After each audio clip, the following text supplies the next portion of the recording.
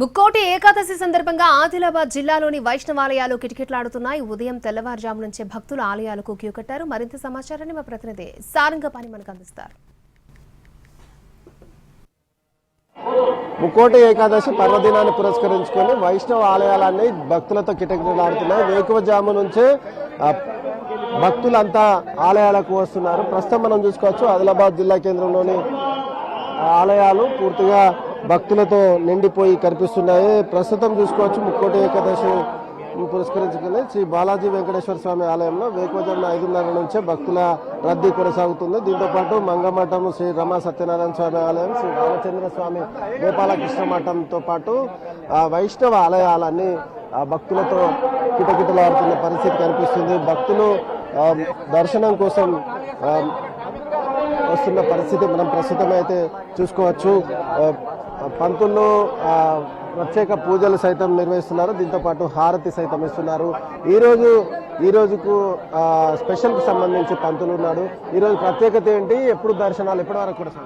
ధనుర్మాసంలో భాగంగా వైకుంఠ ఏకాదశి ఉత్సవాన్ని ఆదిలాబాద్ పట్టణంలో బాలాజీ వెంకటేశ్వర స్వామి దేవాలయం అత్యంత వైభవేతంగా ఉదయము స్వామివారికి అభిషేకము, తిరుపావై సేవాకాలము, అదేవిధంగా దర్శనాన్ని వైకుంఠం లోపల శ్రీమన్నారాయణుడు 33 కోట్ల దేవతలకు ఏదైతే దర్శనాన్ని ప్రసాదించిండో భూలోకంలో మనం కూడా ఉత్తర ద్వారం గుండా స్వామివారి యొక్క దర్శనాన్ని చేసుకుంటే ఇహమందు సుఖము పరమందు సౌఖ్యము కలిగి అందరూ కూడా సుఖ సంతోషాలుండి సర్వ పాపాలు కూడా తొలగిపోతాయి. కాబట్టి భక్తులు అత్యధిక సంఖ్యలో స్వామివారిని ఉత్తర ద్వారం గుండా దర్శనం చేసుకొని కృతార్థులు కావాలని కోరుకోవడం. జై శ్రీమన్నారాయణ. ఈరోజు ఉపవాసాల స్పెషల్ ఏంటి, ఎప్పటి వరకు ఉండొచ్చు? ధనుర్మాసంలో వచ్చే వైకుంఠ ఏకాదశి రోజు ఎవరైతే ఉపవాస దీక్ష పాటిస్తారో వారికి ఆ శ్రీమన్నారాయణమూర్తి యొక్క సంపూర్ణమైన అనుగ్రహం కలుగుతుంది. అనేక పురాణాలు కూడా చెప్తున్నాయి.